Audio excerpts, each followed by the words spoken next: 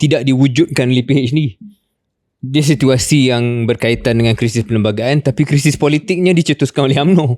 Jadi in some ways UMNO might have inadvertently membawa kepada satu situasi yang mana gelombang momentum yang dikendaki itu akan kecil sedikit.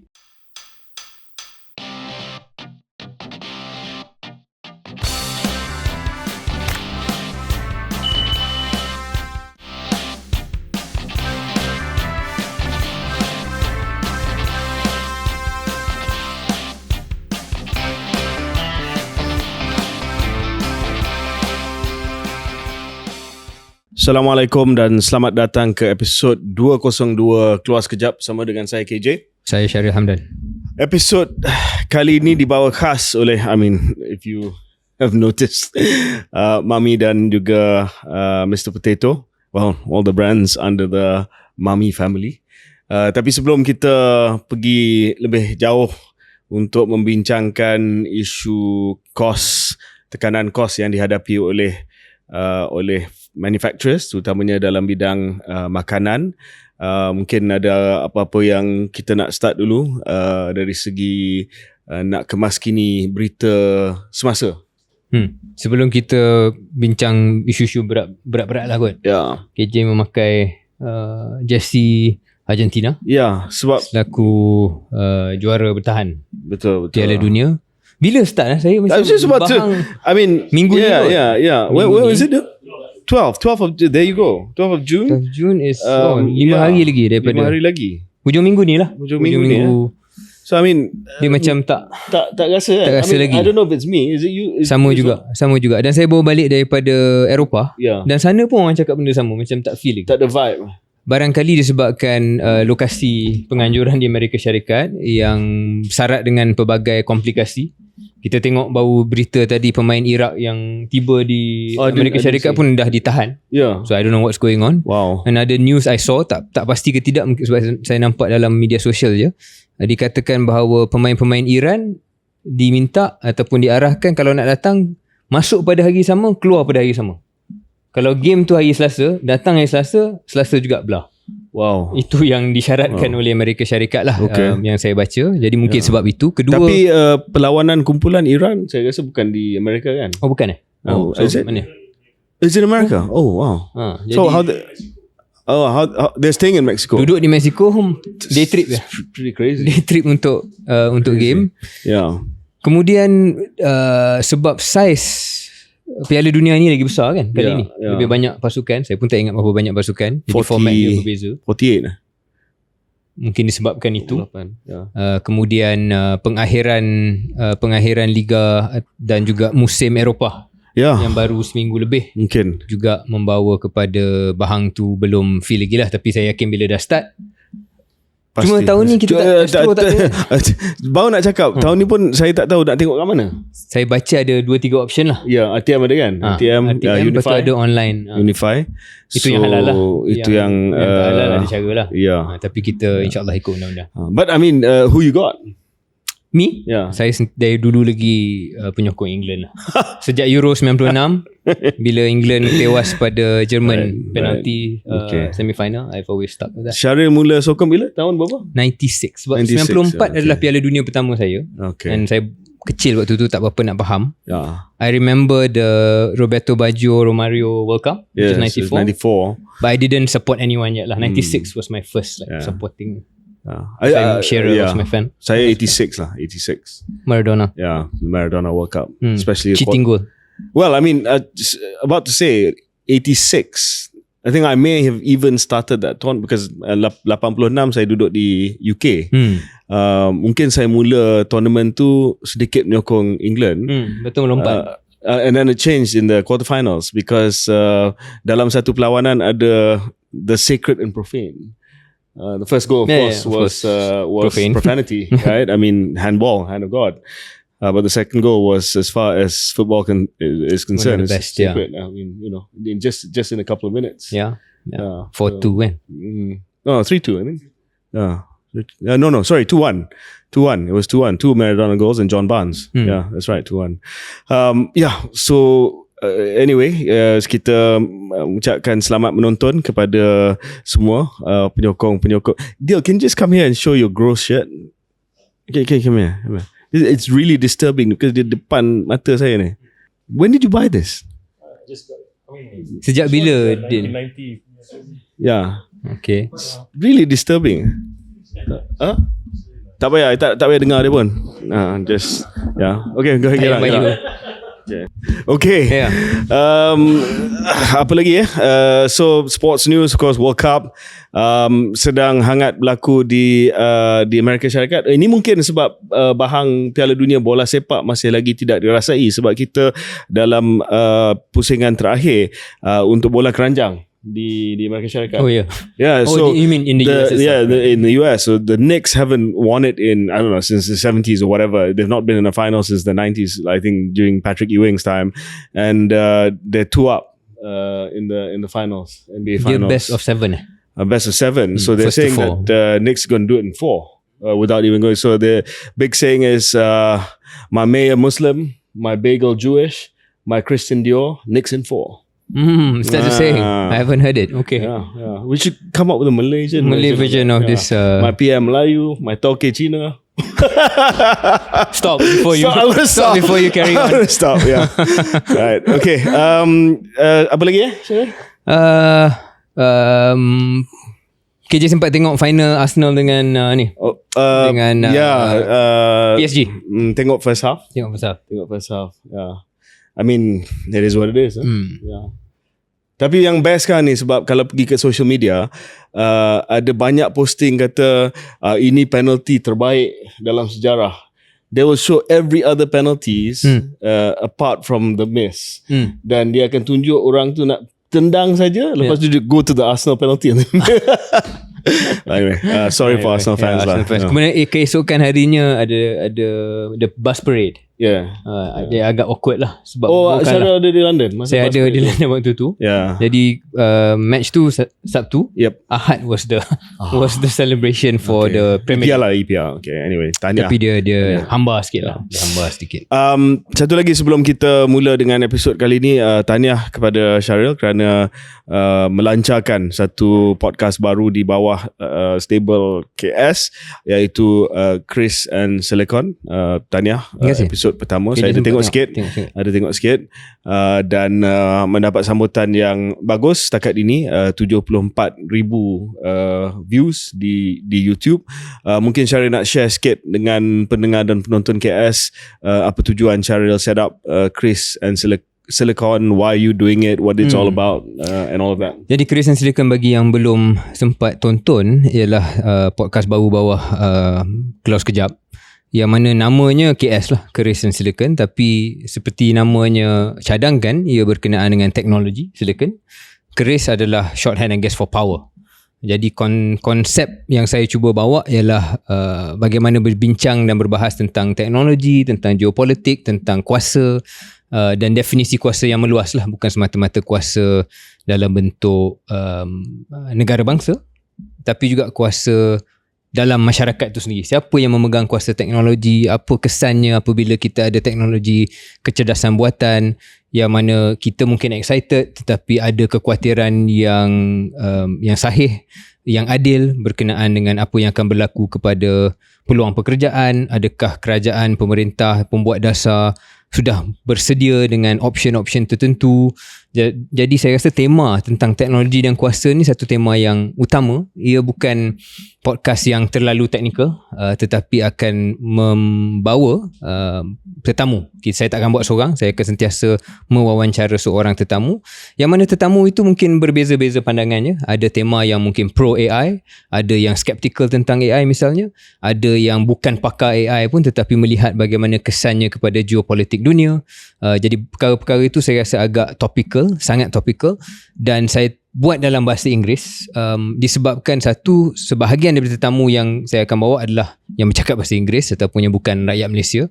Kedua, yang lebih penting ialah kita nak podcast ni kalau boleh international ataupun boleh didengar oleh orang lain, sebab banyak podcast teknologi, saya tak pasti KJ follow ke tidak, yang asalnya daripada dunia barat ataupun dunia yang di Amerika Syarikat, Eropah, mungkin di China ada juga walaupun kita tak berapa mendengar. Tak banyak yang datang dari global majority ataupun Asia Tenggara. Jadi saya nak bawa yang kalau boleh ditonton oleh mereka di aspirasi lah, di US, di Europe, dan boleh dengar apa pandangan dan perspektif satu podcast yang lahir dari Malaysia yang hendak juga ada pandangan dan pendapat tentang AI, sebab kita tak boleh jadi just price taker, kita juga nak jadi part, I guess, of the debate. That's the aspiration. Yeah. No, saya rasa Syaril kena teruskan dalam bahasa Inggeris. Adalah saya baca 1-2 komen yang kata tolong buat dalam bahasa Melayu dan sebagainya. Tetapi saya rasa satu dari segi reach, dua bukan hanya dari segi reach tetapi dari segi pembentukan naratif daripada Global South. Sangat penting untuk kita buat dalam bahasa yang difahami oleh orang yang menentukan banyak dasar AI. Of course, the rejoinder will be like, well, China's a big AI price setter and they're not doing it in English. But, we have to understand where we are in Malaysia. Kita bukan China. So, carry on dan teruskan dengan usaha anda. Saya sebagai rakan kongsi dalam KS akan menyokong Chris and Silicon. How's your sejarah kita? It's going okay. Kita dah kickstart balik selepas keengganan sejarawan-sejarawan untuk tidak tampil. So we are now at the Dutch occupation of Malaysia. Okay. So slowly but surely we are making our way through the chronology of sejarah negara Malaysia. Yeah. Okay. You want to do anything else? Or no, let's start this episode. Selat Hormuz masih lagi tutup. Kita ada a very uncertain ceasefire yang sedang diusahakan oleh Amerika Syarikat dan juga Iran dan juga kuasa-kuasa serantau. Kesan daripada penutupan Selat Hormuz ini kita telah bincang panjang lebar bersama dengan saudara Nur Hisham Hussein, pengarah ekonomi pejabat Perdana Menteri pada episod yang lepas, 2 episod yang lepas, dan beliau telah pun mengupas dengan begitu mendalam dan juga begitu teliti sekali berkenaan dengan cabaran yang dihadapi oleh Malaysia dari segi tekanan harga dan juga tekanan bekalan yang bakal kita hadapi dalam bulan-bulan yang akan datang sekiranya Selat Hormuz tidak dibuka secara bebas untuk kapal-kapal dan freedom of navigation tidak dikembalikan kepada Selat Hormuz. Sudah pasti ini bukan hanya memberi kesan kepada sektor yang terlibat dengan tenaga, terutamanya tenaga minyak dan gas, sebab seperti mana yang disebut oleh saudara Nur Hisham pada episod tersebut, banyak produk sebenarnya bergantung kepada minyak dan gas, especially packaging, for instance. A lot of packaging uses petrochemical items, which of course rely on oil and gas. And the closure of Selat Hormuz ini telah memberi kesan kepada kenaikan harga barang, bukan hanya dari segi packaging, tetapi juga barang-barang mentah yang lain. So, I don't know if you saw, I did a small skit recently di Kedai Runcit di Bangsa. Yeah, I saw.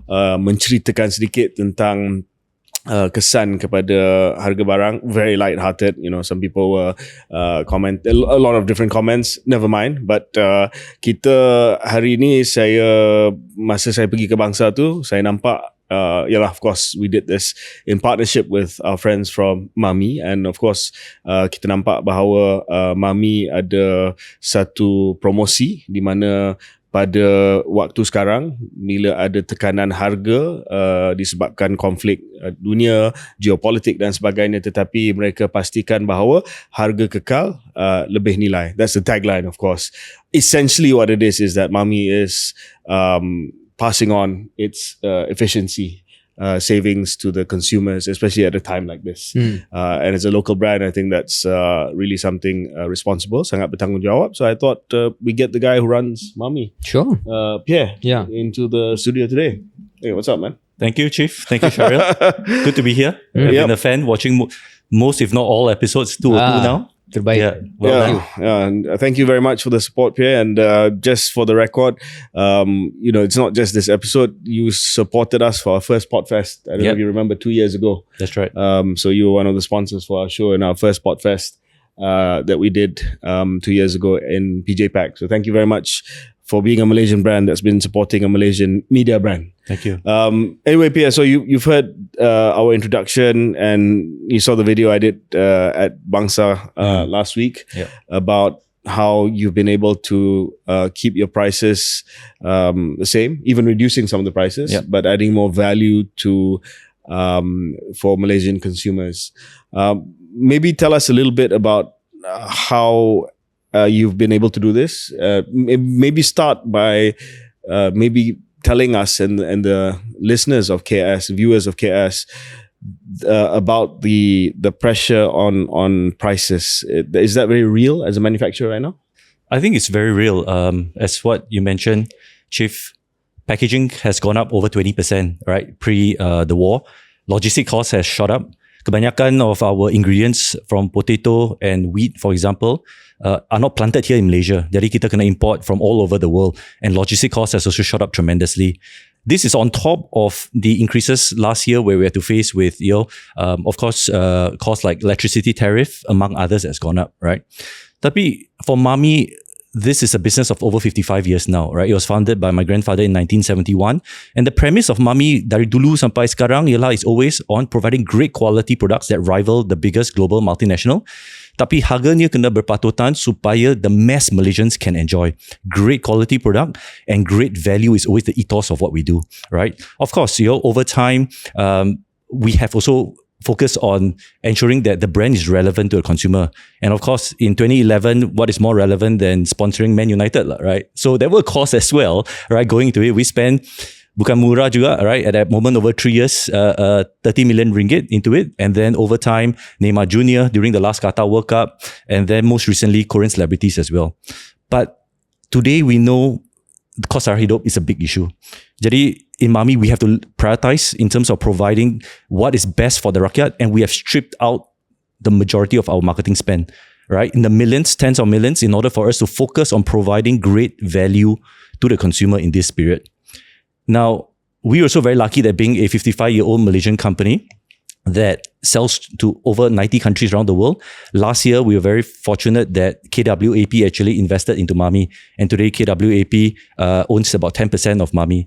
And with the funds that KWAP brought into the company, we'll be investing over 400 million ringgit untuk, to transform our manufacturing, bringing in robotics, bringing in automation, and also looking at energy efficiency in order for us to ensure that for decades to come, we can continue to provide great value without cutting quality to our consumers all around the world, especially here in Malaysia.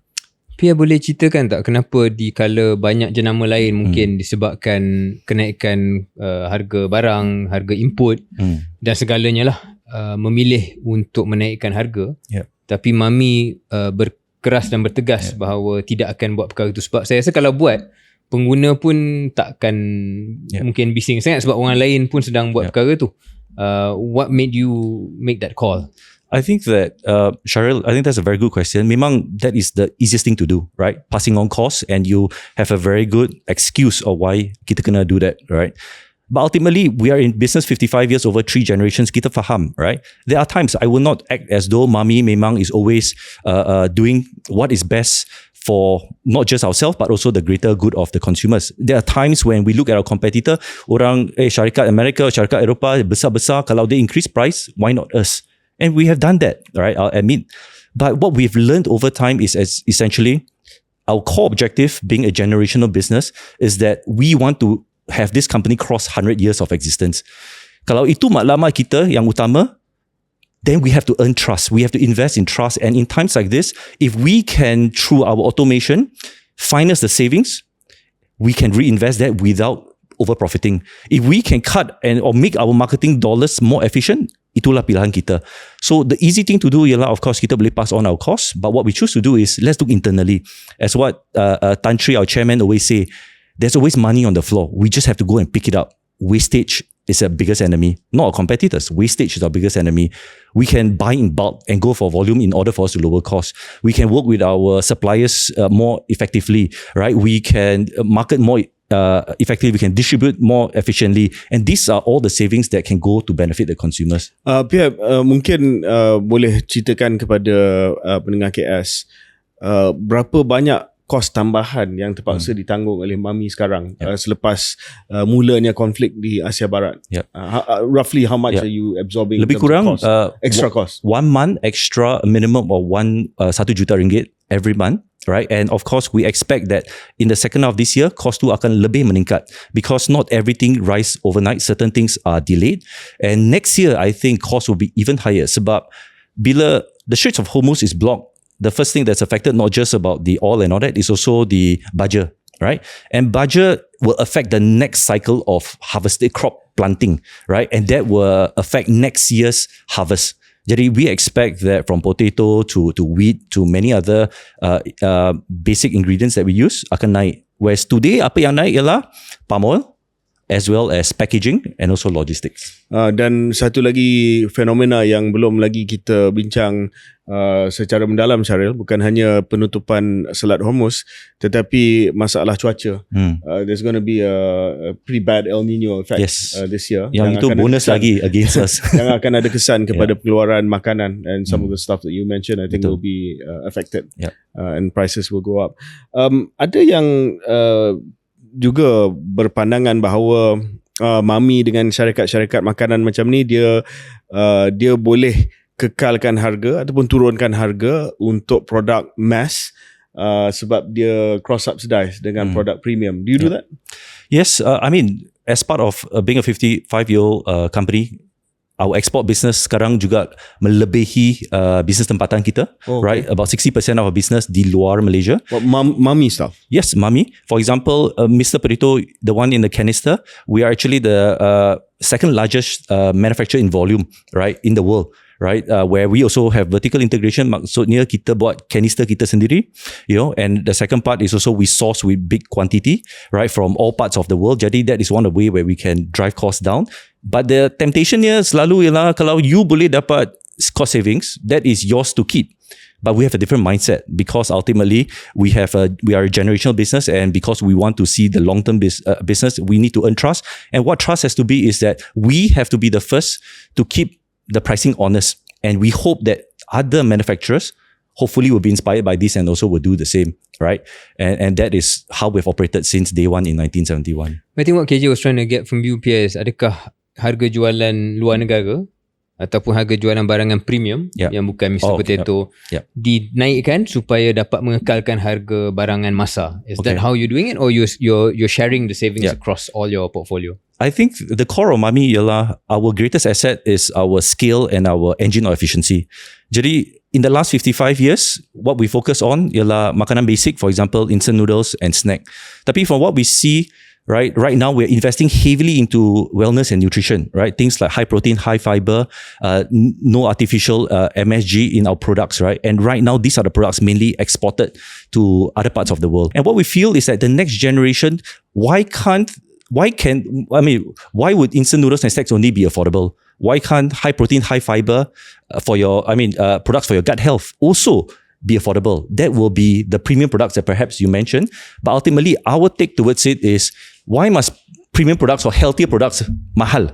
Tak sepatutnya. So Mami's next vision is to ensure that we can use the same engine to make sure that product premium bisa dijual dengan harga yang berpatutan, products that are high protein, high fiber, things that are good for your gut health, semuanya boleh dibeli in all supermarkets in a very fair price because of our mass scale and automated engine. So you're doubling down on this, the nutrition part of the business lah. Kebanyakan people who hear about Mami, of course you remember this blue monster here. Yeah. But what people don't know is that, over 20-30% of business right now is in nutrition, shipping to the Western markets like Japan, Korea, US, Europe, Australia. It's actually our top export market. And what we sell to those markets bukannya produk-produk yang murah-murahan, but actually produk yang with high nutrition and also high protein, for example. Yep. And apa ramalan ataupun forecast PA tentang permintaan ataupun demand untuk produk macam ni di Malaysia? Sekarang ni banyak jual di luar negara sebab ada demand, permintaan.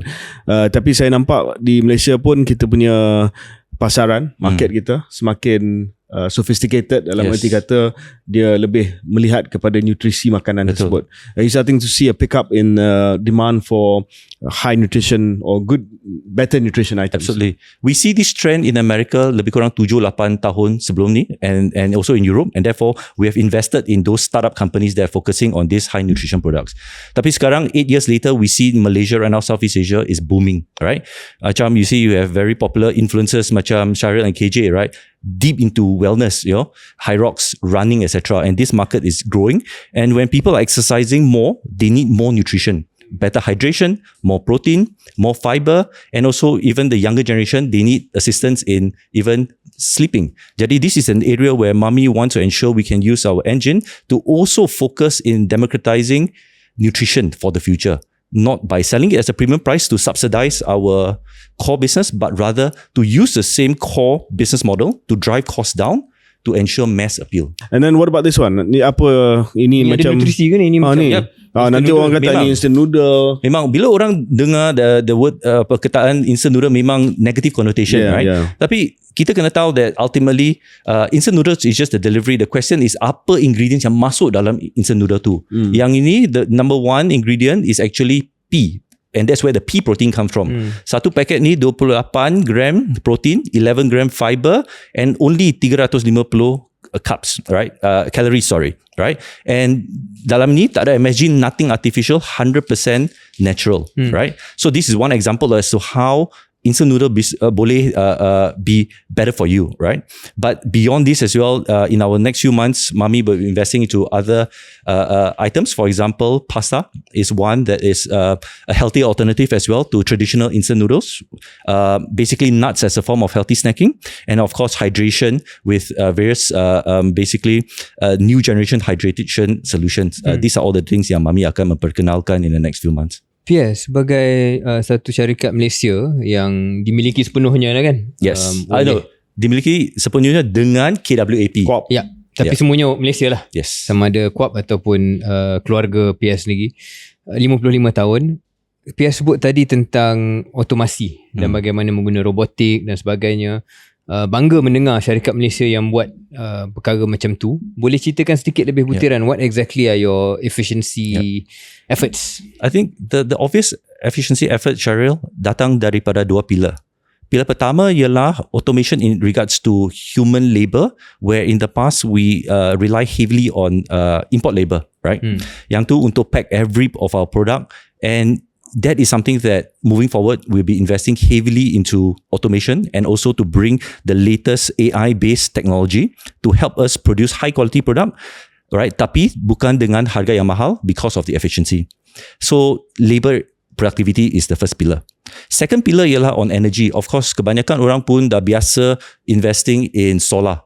Solar is the first part. Tapi in our plant, for example, although the top of our factory semuanya dah ada solar panel, tapi the power that generates from this solar panel is only 20% of apa yang kita kena gunakan dalam kilang kita. So what are we thinking next? For example, kita pun tahu that tariff, kalau you pakai electricity di Malaysia di pagi, ia lebih mahal daripada malam because pagi semua orang nak pakai, right? So ultimately, what we are bringing is a battery technology, for example, where we are able to charge this industrial batteries at night at a lower rate in order to use in the morning, so that drives our cost down as well. So these are just a few examples as to how we bring in some of the best robotics and automation and AI powered technology dari segi labor productivity and also dari segi energy productivity. But beyond that, if I can add, marketing productivity, sales productivity, procurement productivity, every level, logistics productivity, every level of productivity needs to kick in order for us to continue do our best to keep costs low for our consumers. So as an organisation, kalau Pierre jujur to give a score to yourself, and you know, I've known you're somebody who aspires to better things. In terms of how lean you want Mami to be right now, what score would you give yourself? A being the best lah. Yeah, I would say we're still maybe B+. There's always room to improve. So there's stuff that you can still streamline. A lot lagi, right? Because ultimately, we just started this journey. We spent 3 years to study. Sebab KJ, Chief, when we look into productivity, the easy thing to do is let's throw money at automation. Tapi kita juga kena analisa dari segi, are our people ready for it? Kita tak boleh, just because we have automated machine, siapa yang angkat spana screwdriver dulu itu kita buang.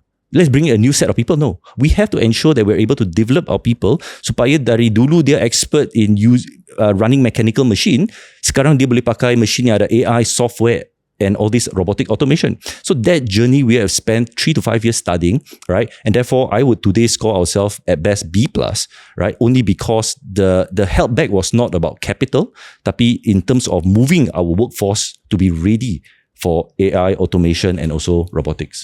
Pierre, boleh Yeah, nak tanya Pierre sedikit luar topik sedikit lah, kalau Pierre boleh kongsi. Sebab kerajaan Malaysia ni dari dulu sampai sekarang sentiasa cuba menggalakkan otomasi lah, digitalization, automation. Kita ada grant, kita ada macam-macam insentif. Tapi kalau sekali pandang, tak semua syarikat yang berjaya membuat peralihan itu. Pada pandangan Pierre, apa yang boleh, if you can talk about this, what other policies have you seen other countries do better to ensure it's not just a headline policy statement, but something that genuinely can help SMEs? Yeah, and I'll tag on to that. One of the not the only, tetapi antara satu sebab kita masih dalam trap ataupun perangkap ni adalah kita sentiasa ada shortcut, jalan pintas. So when it comes to productivity gains, for Malaysia kita guna migrant workers. You know, it's always there.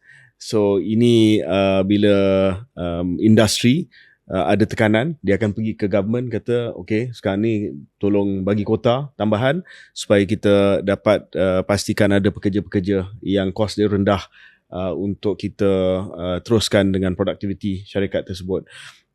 Adakah Pierre rasa itu juga menjadi masalah di Malaysia sebab kita, we are always available, the shortcuts are always available to us? Yeah, I think to be honest, memang I will first start to say that I truly admire the work that the government have done and is continue doing, right? We are beneficiaries of it in regards to the grants, the support, etc. from MITI to MOF and various other ministries. But what Chief you mentioned is the reality. I mean, we are in business and we operate in the past a very, very manual workforce. The challenge is more of an emotional one. I don't think it's not one of capital or savings in tax, etc. Kenapa I say it's an emotional one? Because like Mami, 55 years in, kita ada lebih 2,000 pekerja here in Malaysia alone. And a lot of it, maybe, let's not even talk about the frontliners, but even we talk about the white collars yang di office semua. Kebanyakan human, why it's emotional, it's very hard to transform ourselves to be ready for the next generation. So we always look for the easier way out. As long as we can get cheap, accessible labor, that is what we will head towards. But I have to say that in the last few years, that reality is starting to be, we have to wake up to this new reality. I think it's going to be harder and harder for us to rely on this because I think it's the government agenda to move minimum wage up. And I think that's the right thing to do for us to move forward as an economy. And ultimately, manufacturers need to start forcing ourselves into being more productive and force ourselves into the emotional journey of, learning new ways of doing things. And also from everybody, from bottoms up to the organization, everybody have to evolve into this world of AI. With AI lagi, the speed of change will be even faster. Kalau kita nak rely on shortcuts lagi, memang we'll be out of business. Maybe I need to interview you for my other podcast. Yeah, I was just about to But I'm not a technologist. No, but you don't have to be. You're a practitioner. You're actually correct. using. So I think it's a very seeing the emotional thing. savings. It's very hard to force someone to learn something. It's very hard to say, oh, now we have to drop you and find someone else who has these skill sets. So the easy thing to do is, to lobby, for example. You know what I mean? Yeah. Yeah, again, kita keluar sikit daripada scope perbincangan because, it's not often we get somebody like you on the show. Saya nak tanya berkaitan dengan, you kept on saying this is a generational business. You're the third generation. It started by your grandfather, Datuk Pang Chin Hin, in 1971 in Melaka. Yeah. Then, of course, your dad, Tan Sri Pang Ti Chu, took over. He's still around. Yes. He's still there. And you're the third generation. You obviously see the world differently lah. From your grandfather passed away in 2022. Your dad's still around. Yep. How what are the challenges of running a generational business, especially when the big boss is still there? Yeah. First and foremost, I'm very lucky. My father is a big visionary, right? He brought us into the business long enough to know that he will not hand over power only when he's forced to hand power. But he handed power 20 years ago, right, to allow us untuk, have the runway to make our own mistakes. You know what I mean? So from that, I think that he has laid down many ways for us to make our own mistake but not fatal to the company and let us learn our own. Kalau kita boleh buka buku, read our way to avoid mistakes, then Chief Shahril, everybody will be successful, right? But one of his greatest contribution to the company was bila dulu dengan grandfather memang dia orang tak ada duit nak dia pergi belajar overseas, right? So my father never had opportunity to study overseas. But about 30 years ago, he had the opportunity to enroll himself in the executive MBA of Harvard Business School.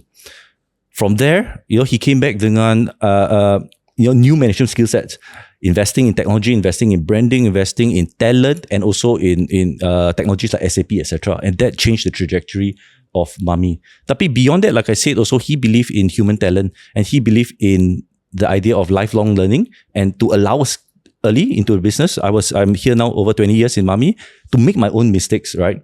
And from there grow from the past mistakes. Like you said, he allows you to make the mistakes, but when does he pick up the phone and say, "Hey, Pierre"? Yeah.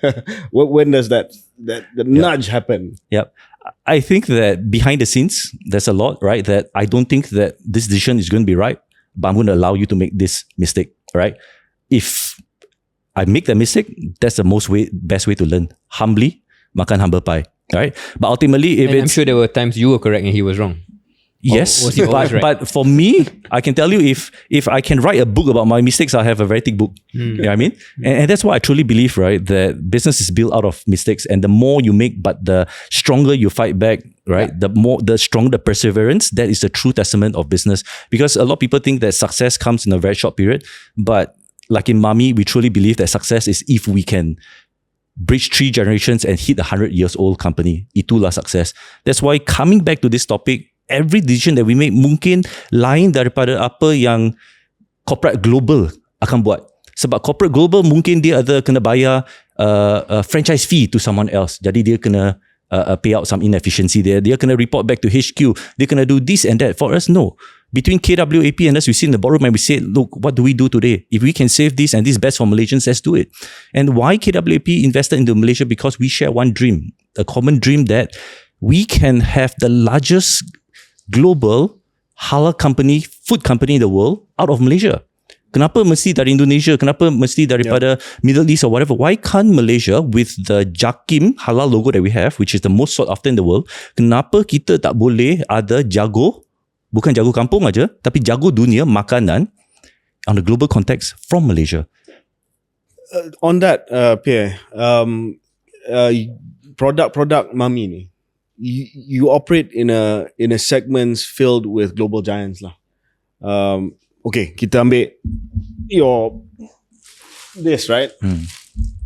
Tak payah sebut lah, tapi ada you compete with the giant. Yep. Yeah. Even this. Yep. We all know. Yep. Who you're competing against. Yep. Jadi bila Pierre buat vision dan strategi, Mami compete dengan syarikat-syarikat gergasi antarabangsa. What do you want Malaysian consumers to think and feel when they see Mami products? What I want Malaysia consumers to think is that produk kita dari segi quality tak kalah langsung. In fact, in a lot of the materials we use, quality-nya lebih baik daripada gergasi global. But for us, it's the sense of responsibility and the vision of this being a generational business. Untung margin kita maybe kalah dia. One thing kita kalah dia, mungkin margin kita kurang daripada dia. But that's not what our measure of success is. Our measure of success is that we're able to have longevity. Dan keduanya ialah kita boleh ensure that Malaysians are taken care of, especially in times like this. Tapi, Chief, we cannot just stay with the past. This was what 50 years ago consumer memang nak. Dulu produk instant noodle is a premium product. Dulu snack macam in this canister, it was a premium product. Product from America masuk Malaysia, right? 30 years ago, satu botol lebih kurang RM15. Today, we are selling this with great quality at about promotion. You can get RM3.29. You know what I mean? That was what consumer want, and that's what we did. Efficiency for the items that they want. But now we have to see, to last 100 years, it cannot only rely on this. We have to think about the next generation of mothers. It's a very different generation from my grandmother's time. next generation of mothers have a lot more education, a lot more nutrition requirements for their children. Jadi kita kena evolve. We need to take the same engine of efficiency and look at things like high protein, high fiber, zero MSG, lower salt, lower sodium, and produce great tasting product that is affordable but yet nutritious beyond the range of what we do. And that's really our mission, right? To take what my grandfather, my dad, and our uncle aunties have done, but to take this platform and really drive future value, but also future nutrition. And great nutrition don't have to come at the expense of pricing. It can come together. That's what we believe. Visi yang sangat jelas. Tak selalu kita mendengar pengusaha yang ada perancangan jangka panjang. Berkali-kali Pierre menekankan dia bukan tentang keuntungan jangka pendek, tetapi kelangsungan satu syarikat yang kalau saya boleh tafsirkan lebih daripada, it's not just a job to you. No, it's not. It's something else. It's your identity. Yep. Dan I personally wish you all the best. I'm sure you do as well. Thank you. I mean, salah satu perkara yang saya rasa Syaril pun sama juga. I enjoy talking to Pierre, who's now become a friend of ours, because sometimes to get a sense of the people's GDP, you got to talk to people like him, because his bottom line is very closely related to the people's economy. This is what a lot of people spend money on. So bila to get a leading indicator of what's happening dalam economy, I always like to talk to manufacturers like Pierre, because who's selling retail consumer correct products. That gives you the leading indicator of what's happening. So how's our economy? I think it's stretched. I think it's stretched, but I think we are sheltered. Kalau kita lihat dari segi, because we are a global business, right? One big part of our business is, aside from America, it's actually in Turkey, for example. I mean, Myanmar, we have a plant. 30 tahun kita sudah ada di Myanmar, right? Memang, if you want to compare, memang dia jauh lebih teruk. Aside from the inflationary issue, ada juga crisis politik, etc. Right? What can happen is like overnight your cost can go up by 20% sebab the Myanmar chart just fall against the US dollar and all commodities naik. Right, so that's a very tough environment. If you look closer to home, right, we are very lucky because our petrol is still largely subsidized. Right, maybe not for corporates, but for the public, average rakyat, memang dah subsidized. So I think that, I hate to say this, tapi I think that things may get worse. Because from what we know up to today, the Straits of Hormuz masih tutup lagi, and as what we heard from the episode 201, right, hari ni tutup lagi 4 bulan, then only things will normalize. Hari ni buka, 4 correct. bulan. So today, direct impact, as what we mentioned, is like all things related to petroleum. Tapi dari segi makanan, when it comes to things that baja affects, right? You're talking about potato, wheat, rice and all that. The impact is next cycle, which is end this year, next year. And that will come with a bigger wave. Okay. Yeah. Thank you, Pierre. Terima kasih kerana bersama dengan kita dan berkongsi sedikit sebanyak cabaran yang dihadapi oleh industri pemakanan sekarang ini. Dan yalah, of course, apart from this being a episode that's co-branded with Mami, the reason why kita jemput Pierre pada hari ini adalah untuk menceritakan the actual stress and pressures that are being faced by businesses right now. During this present crisis. Thank you. Thank you. Terima kasih. And thank you very much. menjadi sebahagian daripada my childhood with Mr. Potato and especially Mami. Thank you. Thank you very much for the support over the years. Thank you. Yeah. Terima kasih.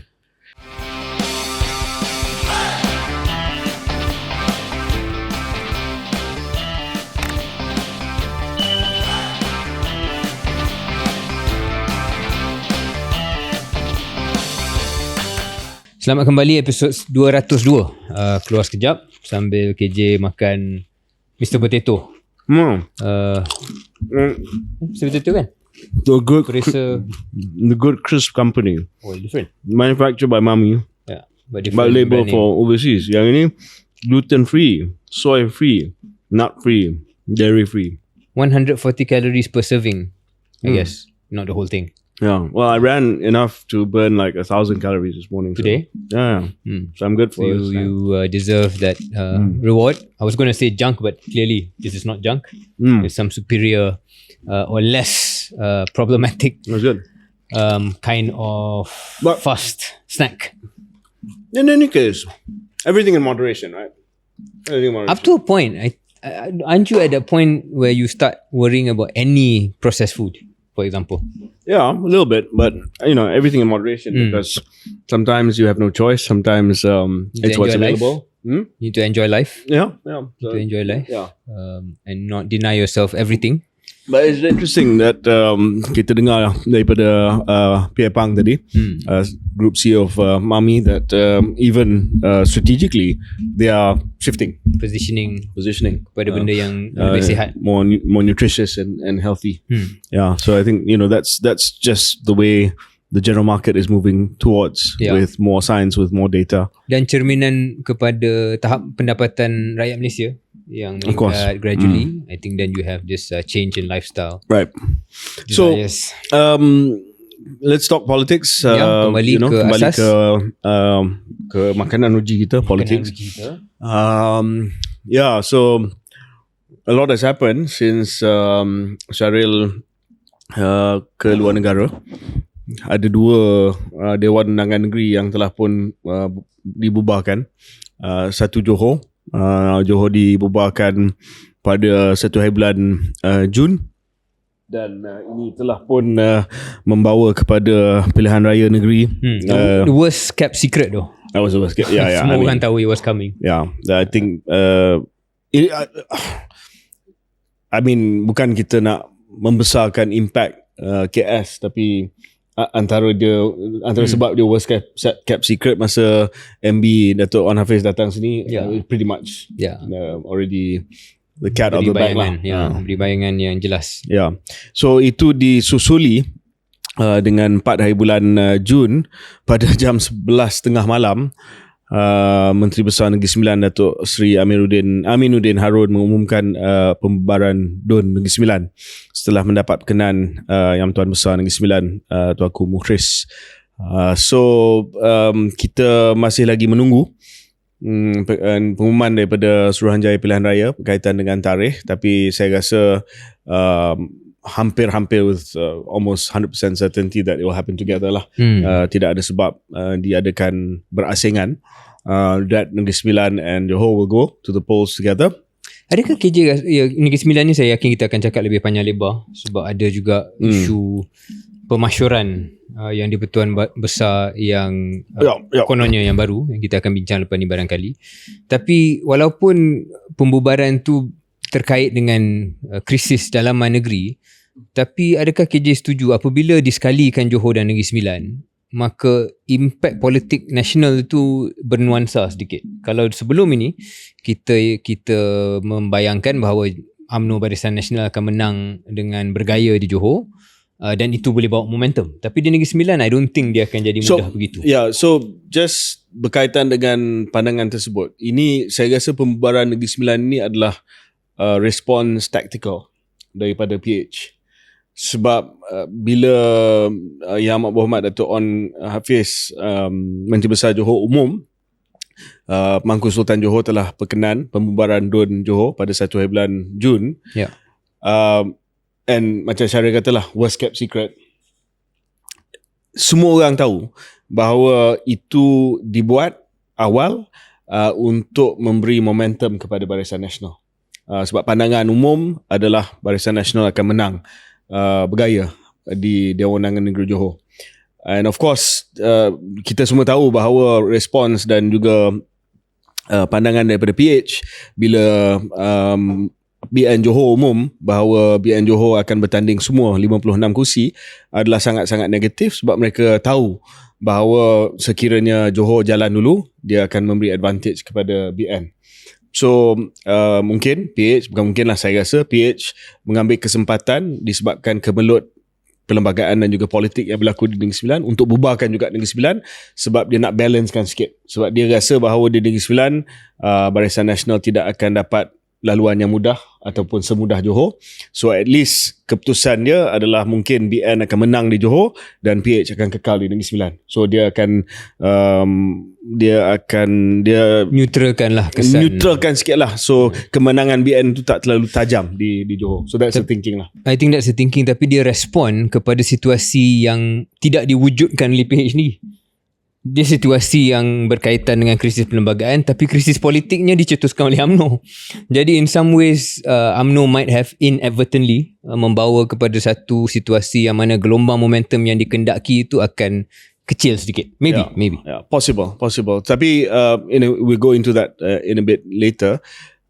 Tetapi perkara pertama yang saya nak sebut adalah dari segi timing pilihan raya lain. Ada yang berpandangan bahawa mungkin Melaka juga akan bubarkan Dewan, sebab Melaka perlu bubarkan Dewan pada tahun ini juga.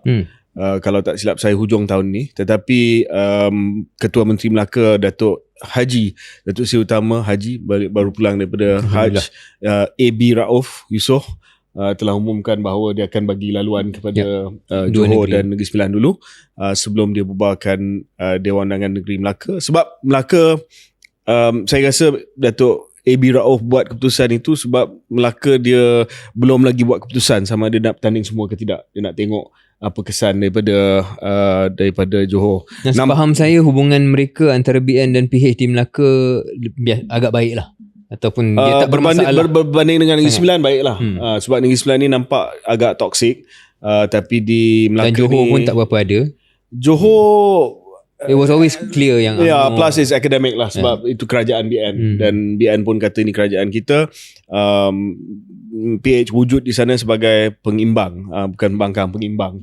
So di Melaka dia punya formula dia mungkin lain, sebab tu mungkin Rauf ataupun Datuk Seri Zahid sebagai presiden kata kat Rauf stand down dulu, kita tengok apa yang berlaku di Negeri Sembilan dan juga di Johor.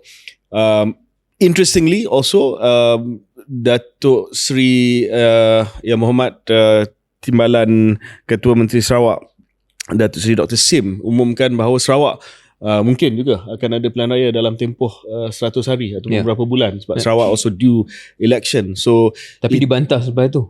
Dibantah selepas itu, kata kuasa tu hanya boleh datang daripada Premier lah. Yeah, of course. Tapi dia bagi bayangan lah. Dia dah bagi bayangan Sarawak pun dah masuk dalam mood ataupun mode pilihan raya. Jadi ini semua dalam konteks apa yang akan jadi pada tahun depan, yang sudah pasti pilihan raya umum. Bagi saya berpendapat bahawa pilihan raya umum masih lagi akan diadakan pada tahun depan dan bukan tahun ini. But back to Johor sikit. Semalam pelancaran jentera Pakatan Harapan di Batu Pahat. Dan of course PMX lah turun, ramai orang datang. Saya tengok gambar daripada pelancaran tu, nampak macam PH berjaya untuk setakat optik pelancaran jentera untuk galvanize base mereka. Saya rasa pada hari sama semalam hari Sabtu, bersama juga buat satu event dekat Johor, di Johor Bahru. Tetapi nanti orang bersama ni dia orang they're very violent people.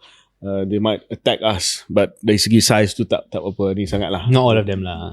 They're very violent. You should see them online. Sangat violent. Tapi tak apalah. Dia punya size tu comel berbanding dengan pelancaran jentera Pakatan Harapan yang, I mean, okay, so the serious point here is this. The serious point is this. For Melaka for Negeri Sembilan and Johor, what are we looking out for here? One, kita nak tengok sejauh mana this is on PH, sejauh mana ada kebocoran, ketirisan sokongan PH kepada bersama. I think that's what we're looking out for in terms of Pakatan Harapan. For the Malay side, of course, kita nak tengok sama ada di Johor UMNO kekal dengan keadaan dan kedudukan sokongan pengundi Melayu yang paling tinggi. Di Negeri Sembilan kita nak tengok sejauh mana, sebab ada pandangan pada 2023 pilihan raya negeri, 5 negeri yang berlaku, that was the peak of Perikatan Nasional. 60% of Malay was the peak of Perikatan Nasional. Jadi kita nak tengok sama ada mungkin di Negeri Sembilan, Johor mungkin kurang sikit lah, tapi di Negeri Sembilan Perikatan Nasional or whatever it is they're going to be called lah, sebab nampak macam PAS pun tak berapa committed dengan Bersatu sekarang ni, akan dapat sokongan yang kekal 60% Melayu ataupun lebih daripada itu. And that's what everyone's looking for. Dan itu akan memberi petanda kepada kepada pilihan raya umum, sama ada orang Melayu akan memberi sokongan kepada UMNO, BN, ataupun orang Melayu akan bagi sokongan kepada PAS or whatever it's called.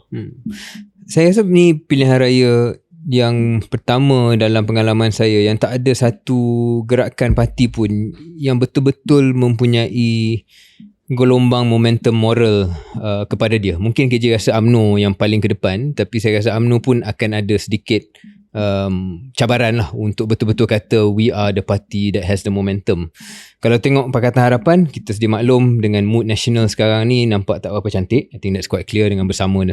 Bersama pula, walaupun sebagai parti yang dilihat segar, tapi macam KJ sindir tadi, dia masih baru, masih kecil, masih comel, dan juga kalau boleh kita cakap jujur, diterajui oleh seorang yang berbakat, saya rasa ada talent dan sebagainya, but also a figura dalam Rafizi ni yang dia mamait lah.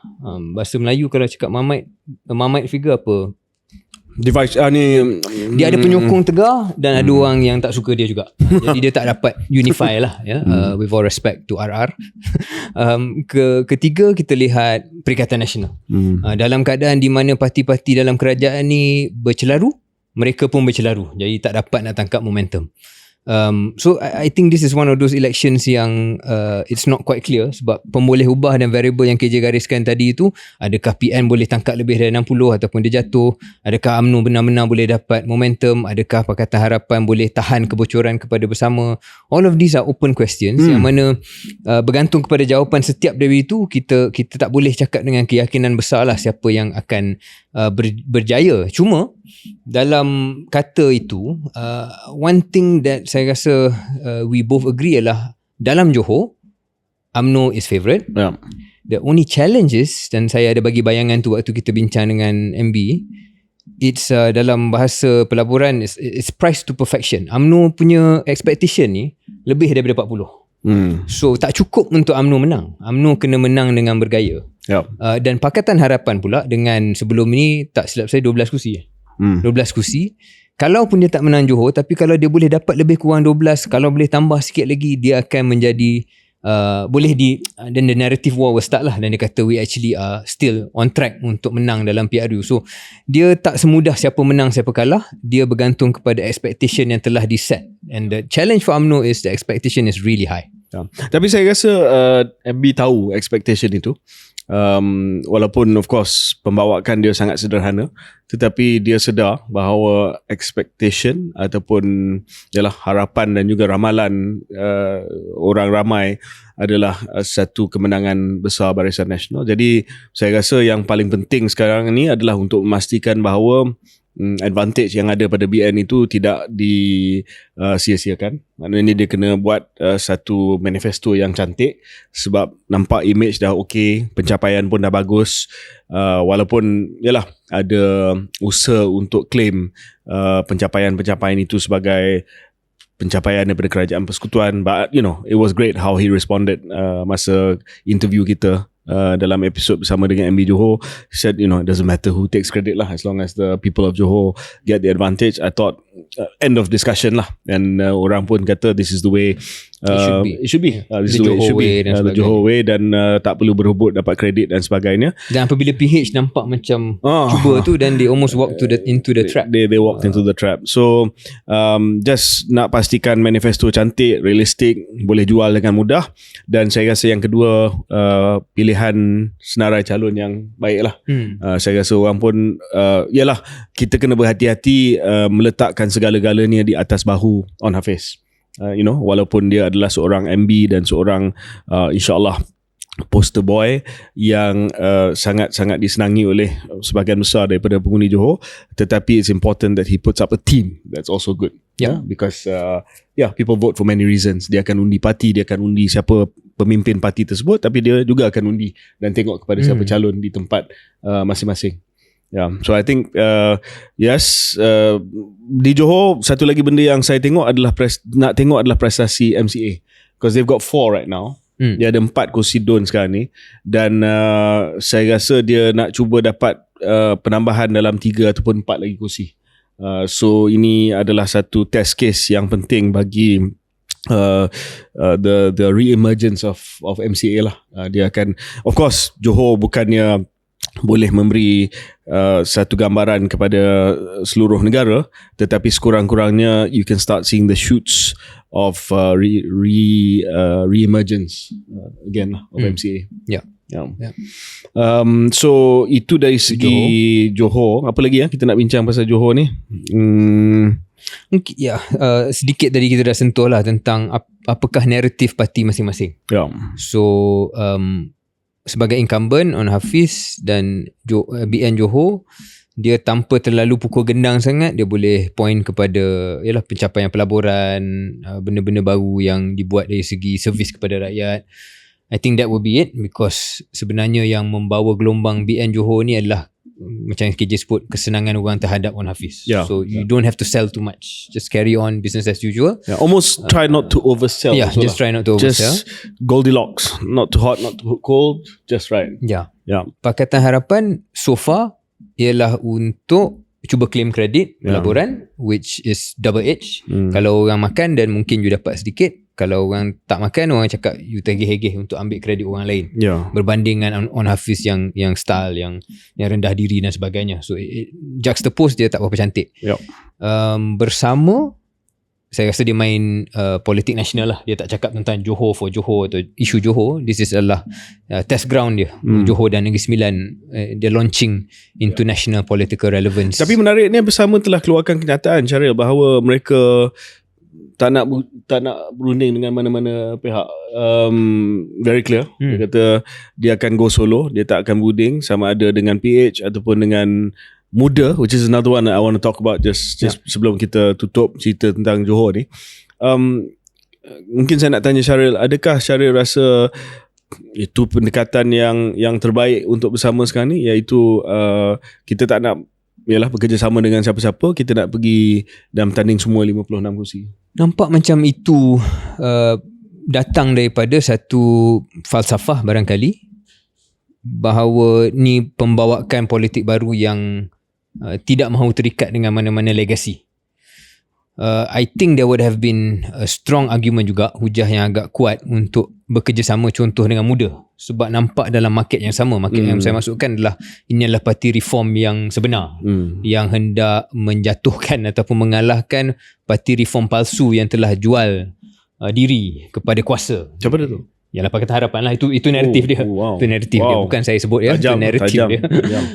But that's how you go into the battle lah. We are the real reformists, we're going to defeat the fake reformists who sold out. Jadi that's the narrative. Ada hujah untuk bersama dalam Muda sebab macam tu, tapi I guess in the end they decided even Muda pun adalah parti legacy dan dia tak mau bercampur. So that that cost them. Saya rasa ini pandangan saya lah, I don't know for sure, but saya rasa Muda lebih rela untuk berbincang. Dia dah cakap beberapa kali. Dia dah cakap a few times. Dan I mean in terms of the market, that Bersama dengan Muda tengah memburu, it's already a very small market. It's basically disgruntled PH voters. Urban, plus. youngish, plus lah. I mean kita tak nak generalize, tetapi that's mainly it for now. And kalau tak nak berkawan ataupun bekerjasama, saya rasa ada kebimbangan, of course, of cancelling each other out lah, especially if they both contest. I would have thought so. Tapi and then Johor adalah tempat, bukan nak kata kubu Muda, tapi of all the states, ada kursi. Itulah kursi dia. Dia ada Puteri Wangsa dan juga Muar. Puteri Wangsa, Amira, and then Muar, of course, Sadiq. But Muda, saya rasa Puteri Wangsa dulu Amira menang antara sebab, kan, sebab the only reason, tapi antara sebab dia disokong oleh PH. So Amira menang tempoh hari di Puteri Wangsa, dan Saitro PH sedang now of course they're going to go after they will go after lah. So the decision is whether or not Muda akan bertanding di Puteri Wangsa. But to me, I happened to bump into Sadiq semalam. I said, in terms of your sebagai dignity of your party, for whatever it's worth, you have to defend it lah. Sebab dia memang Muda punya seat pun sekali, Puteri Wangsa. So somebody has to contest there, if not Amira. Of course. Dan sama ada keputusan tu positif atau tidak, I think Muda's journey is a longer conversation lah, tentang what happens selepas this round of elections. Dengan kedudukan di mana dia tak lagi bersama PH, bersama pun tak berapa nak kerjasama setakat ini.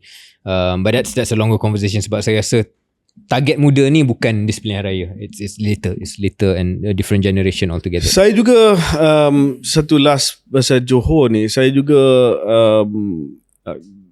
I mean, I don't know if the term is looking forward, tapi saya menantikan bentuk kempen daripada PH dan juga BN. Sejauh mana dia akan menyerang antara satu sama lain. Sebab kita kena ingat bahawa yalah, di peringkat kerajaan persekutuan masih lagi kerajaan perpaduan. Dan ucapan PMX semalam dan sedikit kenyataan Datuk Zahid semalam macam nak make sure dia tak terlalu meletup lah. Itu di peringkat atas lah. Tetapi dah atas. Bila dia dah sampai ke tempoh kempen dengan penceramah-penceramah yang biasa, tak boleh kontrol sangat, susah nak kawal.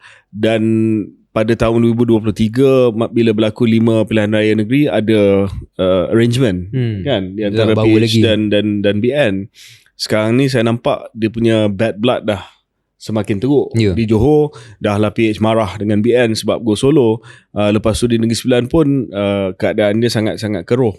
Jadi saya tak pasti apa akan berlaku kepada dinamika kerajaan perpaduan. Tapi saya yakin Datuk Seri Anwar dengan Datuk Zahid, walau apa pun akan dicakap di peringkat pilihan raya negeri ni, dia akan buat tak tahu sajalah. Dan dia akan the hubungan dekat atas ni akan kekal seperti apa yang ada hari ni sehingga pembubaran parlimen nanti. But it'll be interesting to see lah, sebab di peringkat bawah ni the real face emerges lah. Selama ini cinta palsu ini akan didedahkan for what it is lah. Just to, sebelum kita pergi Negeri Sembilan, KJ cakap 10 minit 15 minit tadi, pandangan KJ adalah PRU masih lagi tahun depan dan bukan tahun ini. Just to take you up on that, barangkali adakah sebahagian daripada sebab KJ merasakan itu ialah tak nampak insentif untuk PMX bubar tahun ini? Sebab kadang-kadang dalam politik ni, kalau anda ditekan dan nampak senario tak apa cantik, boleh membawa kepada anda terpaksa buat sesuatu, iaitu bubar awal. Tapi untuk bubar awal, PMX kena rasa dia betul-betul ada chance untuk menang. The problem, I guess, for the bubar awal, which I was a part of 2 months ago, ialah it looks like even dalam camp PMX pun sedar kalau dia bubar awal, it's no win for him. So that's the problem and that's the challenge. Kedudukan yang mana UMNO nampak resurgent atau naratif dia lah, dan PH nampak ke belakang itu terlalu kuat, yang akan membuatkan there is no incentive to call it now. So I guess that's partly why you think it's going 27. Kalau saya Perdana Menteri, saya hanya akan bubar bila saya rasa dengan laporan yang betul, bukan laporan yang dongeng ni, saya sekurang-kurangnya ada kemungkinan 80% untuk menang. That should be a threshold for Prime Minister, Perdana Menteri, untuk bubarkan Dewan. If he has time lah. Kalau dah hujung tempoh tak ada pilihan, dan tapi kalau ada masa setahun lagi, I think you should have at least 80% confidence threshold before you bubar Dewan. Anwar Ibrahim right now is a 50% Prime Minister at best.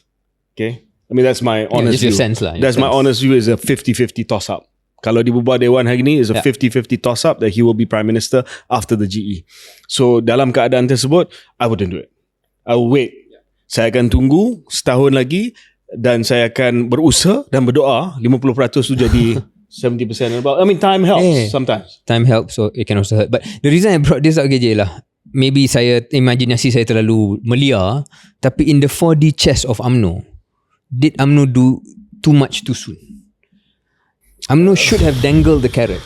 Kalau UMNO nakal lah, and I'm not saying UMNO nakal or not, tapi if UMNO was nakal, it should have dangled the carrot di mana it is plausible untuk PMX merasakan I have a 70% chance. But the problem is, dah tekan sampai PMX pun kata, okay, if it's 50-50 as you say, then why would he call it? So UMNO pun kena bijak lah dari segi timing tu, because if you think UMNO is dalam keadaan gelombang positif, itu pun susah nak kekal. Dan kalau 2027, you never know what happens. Tapi agree, setuju. Tetapi nanti orang kata saya bias pula, tak apalah. Tapi kelebihan UMNO ni, they are in government without accountability, because they don't lead the government. So any upside they can ride the upside, any downside. For now. It's For been now nice. they've managed to occupy that small space. So I think they're hoping that they can continue Yeah. in that pocket lah. Yeah. Okay. Correct. Yeah. I think your read is absolutely correct. They are in this small zone yang mana dia ada kuasa tapi dia tak Upside kita join. ambil, Downside nothing to do with us. transfer orang lain. Yeah. But yeah, let's see whether that lasts. Okay, jadi kita mungkin nak tamat dengan Negeri Sembilan. Negeri Sembilan a bit complex.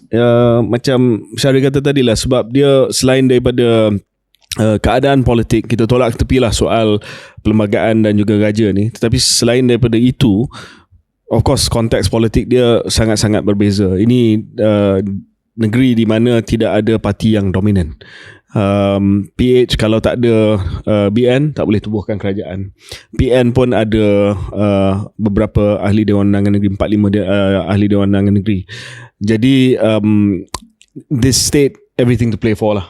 Dan saya pun risau dengan kebangkitan PN, terutamanya PAS, yang boleh menarik sokongan daripada UMNO di Negeri Sembilan. Ya. Apa yang membuatkan di Negeri Sembilan tu boleh berbanding say di Johor? Just general rise of PAS. General rise of PAS. Ini bukan khusus kepada Negeri Sembilan. Johor pun ada juga. So kalau kita tengok kawasan-kawasan tertentu di Johor, contohnya Muar, even last time di Muar Parlimen, tempat kedua bukan di Barisan Nasional tapi PAS. So benda tu dah ada steady, orang panggil secular rise lah, long term rise. So benda ni akan berterusan, They need to terutamanya understand what secular rise here means. the long term rise. Secular maksudnya bukan sekular. Bukan tidak ada agama, tapi secular in the context of financial markets, which is a long term structural rise of PAS, not a sudden seasonal rise. So saya nampak ada kesan ke arah itu. UMNO masih lagi kuat, terutamanya di kawasan-kawasan tradisi, kawasan-kawasan pinggiran bandar, kawasan-kawasan luar bandar, Jempol, Jelebu, Rembau, Kuala Pilah to some extent also still. Then of course the fight will be in places like Tampin, dan saya melihat bahawa that will be the battleground for the Malay votes lah. Saya rasa pengundi Cina masih lagi akan kekal bagi kepada PH.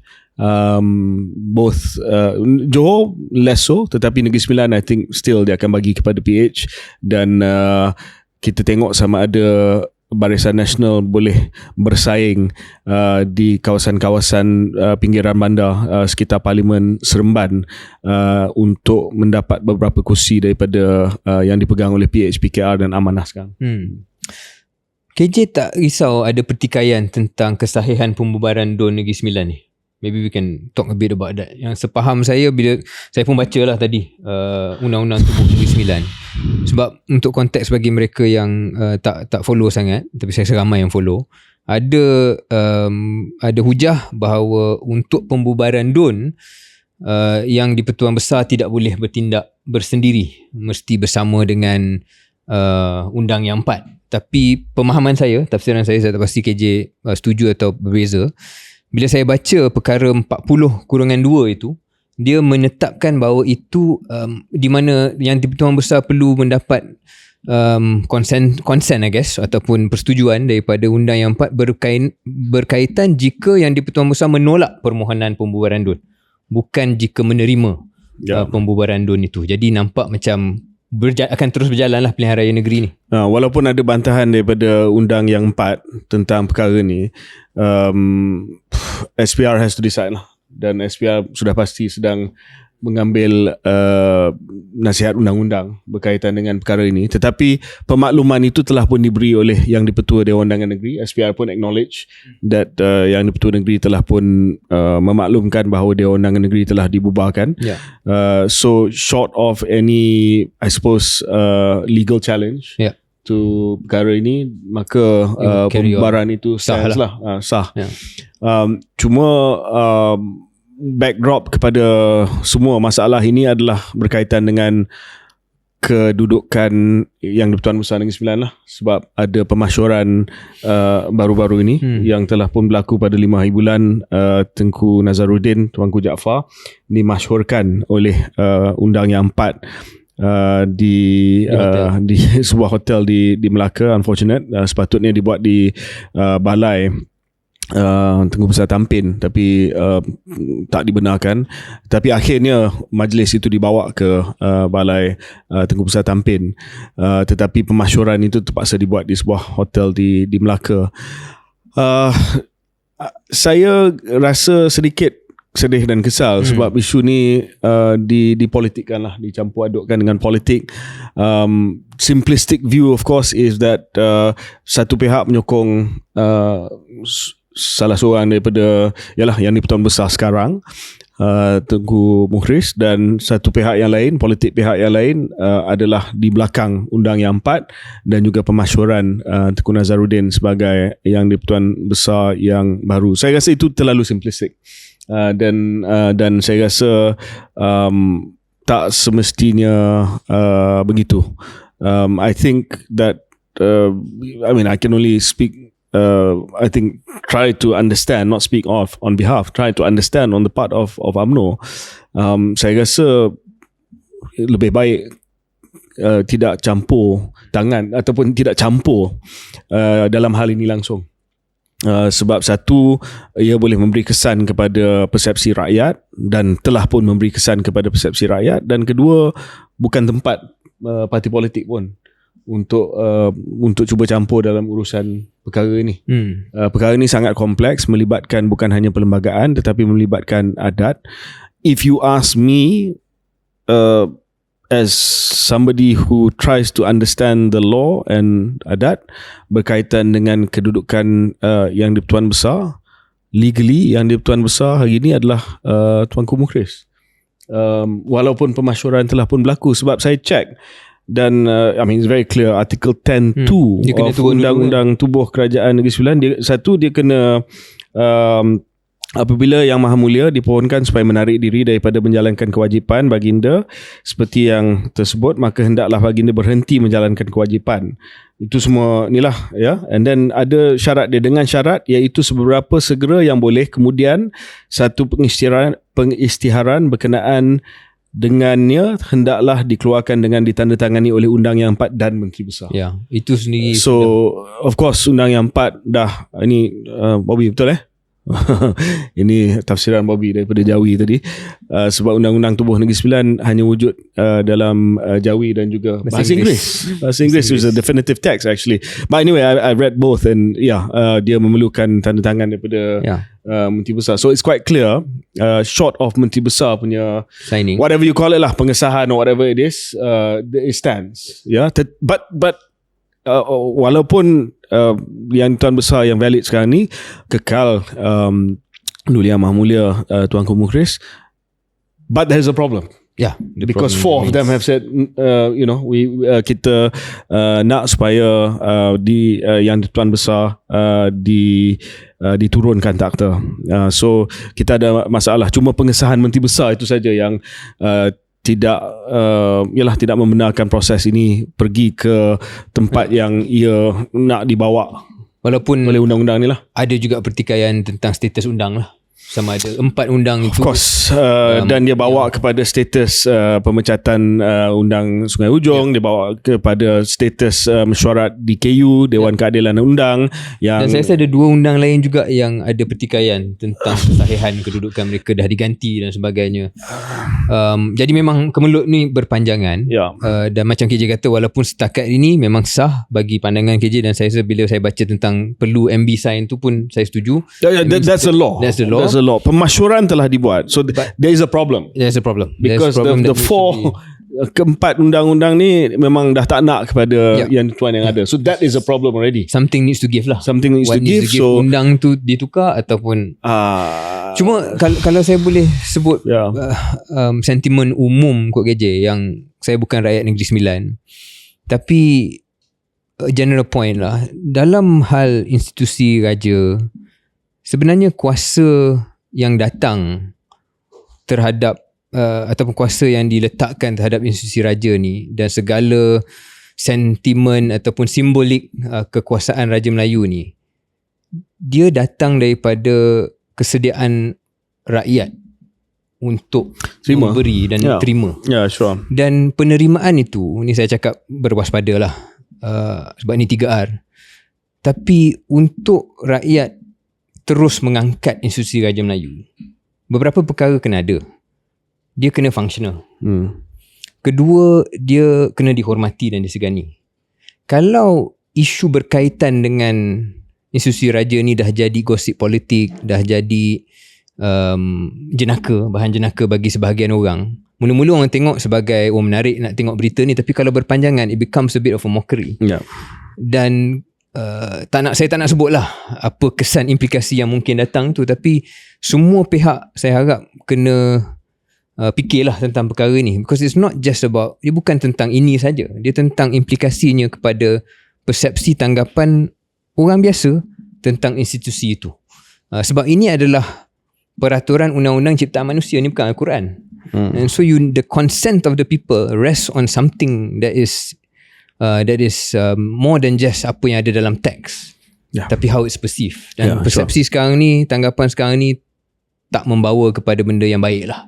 So penyelesaiannya, Datuk Zahid ada sebut, dia penyelesaian ni tak boleh dibuat di mahkamah, dan mahkamah pun ada had dan batas untuk adjudicate dalam hal ini. Dia mestilah penyelesaian di luar mahkamah melalui proses perundingan. Dan proses ini, kalau berlaku proses ini, saya merayu kepada semua yang terlibat dalam proses ini untuk kembalikan kemuliaan institusi raja. If there's one defining aspect of constitutional monarchy in Malaysia, is that it, like Syaril said just now, selain daripada ia perlu diterima, tetapi penerimaan itu bergantung kepada kemuliaannya, the dignified aspect of it. In fact, it is the dignified aspect of the constitution that we have a constitutional monarchy. And unfortunately, malangnya proses ini yang telah bermula beberapa bulan yang lepas, telah pun sedikit sebanyak menggugat aspek kemuliaan itu di kalangan mata rakyat. And I say this with the humblest of respect to the institution. The only problem is, Syaril, yang saya rasa adalah saya tak pasti macam mana penyelesaian ini boleh berlangsung, sebab saya nampak bahawa semua pihak dah cross the Rubicon, the proverbial river, because bagi satu pihak this is existential, sama ada dia kekal ataupun tidak sebagai Yang di-Pertuan Besar. Satu pihak yang lain, iaitu Undang yang 4, saya rasa dah menulis garisan atas padang pasir in the sand already, that this is where they are. So I'm not sure. Dan dalam hal ini saya tak pasti siapa yang boleh menjadi tempat untuk meleraikan masalah ini. But anyway, sama ada perkara ini akan selesai selepas pilihan raya negeri, saya pun tak pasti, sebab ada yang kata selepas pilihan raya negeri, bila ada Menteri Besar yang baru, mungkin dia akan buat keputusan. Setakat ini Menteri Besar tak sign pemasyuran. Setakat ini Perdana Menteri sendiri pun kata bahawa Kerajaan Persekutuan akan terus mengiktiraf Yang di-Pertuan Besar yang ada. Itu pun mengundang respons yang pelbagai lah. Ada yang kata it's proper, ada yang kata it's not proper, because it's not for you to decide. The constitutionally, the Yang di-Pertuan Besar of Negeri Sembilan is decided by the four undang through a mechanism lah, of course, yang ada pertikaian juga mekanisme itu, sama ada proses itu jalan ataupun tidak, sama ada dapat pengesahan daripada Menteri Besar. Jadi sebagai seorang yang pernah menjadi wakil rakyat Negeri Sembilan, I still consider it my home state. Saya harap bahawa perkara ini dapat diselesaikan dengan cepat bersama dengan pilihan raya negeri lah, supaya ada kestabilan dan juga kemuliaan institusi raja berperlembagaan itu dikembalikan di mata rakyat. Betul. But on politics, what do you think about Negeri Sembilan? What is your instinct? Instinct saya ialah UMNO might be blamed, disebabkan apa yang saya komen 4-5 episod lepas. KJ kata sekarang ni UMNO perlu jangan terbabit sangat dalam hal ni, tapi di mata rakyat, dan saya rasa ada naratif yang telah pun terpahat di minda sebahagian rakyat di Negeri Sembilan bahawa UMNO terbabit dan terpalit dalam membawa krisis perlembagaan ni ke alam krisis politik sebab tindakan yang dibuat untuk tidak menyokong MB tu. Dan tindakan tak menyokong MB tu memang secara hakiki dan jelas dikatakan dibuat bukan sebab isu agenda rakyat, tapi sebab isu ni. So cabaran UMNO adalah untuk mengatasi persepsi tersebut. Persepsi yang sebab kalau benar apa yang dikatakan bahawa yang di-Pertuan Besar hari ini sebenarnya agak disenangi juga oleh rakyat jelata Negeri Sembilan, dan you can see how it translates tapi to anti-UMNO. Ada, I mean kan, setuju tak setuju kemudian, tapi ada racial subtext kepada Negeri Sembilan ni. Sebab apa yang dijual UMNO tak sangat, tapi mungkin parti-parti lain is of course the DAP dominance of the government lah. Sebab kerajaan ini saya rasa PKR 4 je kot. 4 don saja. Kita nak cuba tukar Amanah pun 1 saja. It's pretty much very very strongly dominated by DAP lah. in PH lah ya. In PH. Dalam PH. So itu subtext dia untuk melihat kebangkitan Melayu kat Negeri Sembilan ni. Ya. Tapi mungkin dia tak pergi ke UMNO lah. Tu yang KJ risau. That's why saya nak tengok sama ada undi tu akan pergi kepada UMNO ataupun akan pergi kepada parti, I don't know what it's going to be called lah, Perikatan Nasional ke PAS ke, sebab PAS pun nampak dah putus hubungan dengan, nampak macam putus hubungan dengan Bersatu. Kita pun masih lagi menunggu kemunculan Restart nanti dia akan hantam lah Restart. Dan kita akan melihat di situ. Cuma saya risau sebab cawangan saya dulu, sekarang saya dah Sungai Buloh. Dulu cawangan saya di Gadong, kampung saya, di Don Kota. Don Kota pilihan raya negeri tahun 2023. Don Kota tu majoriti, bila saya bertanding Parlimen Rembau, majoriti saya di Don itu beribu-ribu, tak kurang daripada beribu-ribu. Last time it was Suhaimi, Suhaimi kan? He won by less than 1,000. Yeah. Less than 1,000. So PH lah, calon daripada Bersatu came very close, berapa ratus saja. So kalau boleh berlaku kat kota which is staunch, UMNO is staunch UMNO, saya risau. So UMNO kena berhati-hati, bukan hanya tengok kepada PH tapi tengok on the right side, which is your Bersatu and PAS. Melainkan nak ajak saya balik ke kota lah, bertanding kat situ. Boleh lah, kita fikirkan yang terbaik untuk masa depan UMNO ni. Now we know what the headline will be from this episode. What else? Itu je kot. Apa pandangan Syaril tentang apa yang berlaku dekat PAS ni? Do you have any views about this? Susah nak follow. Macam saya tengok nampak ada watak tertentu yang memainkan peranan macam peranan pemuda lah, walaupun bukan pemuda, macam Yang Berhormat Fadli, yang nampak lebih kepada dia tak selesa dengan Bersatu. So tak pasti dan sama ada. Dan muncul balik cerita tentang Muafakat Nasional muncul balik. Dah banyak kali kan dalam 4-5 tahun ni yang disebut-sebut Muafakat Nasionalis. Dia macam satu, bila kedua-dua belah PAS dan UMNO nak keluar berita, dia sebutlah tentang MN ni. But I don't know how serious either party is tentang perkara ni, dan dia jadi buang mulut dan dia buat orang PH panik sekejap. But in the end, saya tak rasa benda ni masih berjalan setakat hari ni lah. Walaupun kita ucapkan selamat bertanding kepada semua parti-parti yang akan bertanding dalam pilihan raya negeri Johor dan juga pilihan raya negeri Sembilan, dia akan bertembung dengan Piala Dunia waktu tengah hangat kan. Itulah. Sebab Piala Dunia dia punya timing dia pagi kan, deal.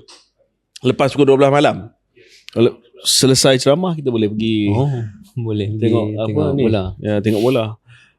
So kita ucapkan, dan jangan kita dalam keadaan politik macam ni, jangan kita terlalu cepat buat apa-apa serangan ataupun tomahan. Saya just menarik jugalah sebab hari tu bila Johor bubarkan DUN pada 1 bulan Jun, at first semua tak tahu macam mana nak react lah. Lepas tu tentera cyber daripada PH ni kata ON ni tidak bertanggungjawab, telah bubarkan Dewan Undangan Negeri awal dalam keadaan krisis global. You saw that, right? And then tak sampai 3 hari selepas itu Negeri Sembilan dibubar ni semua ni dah.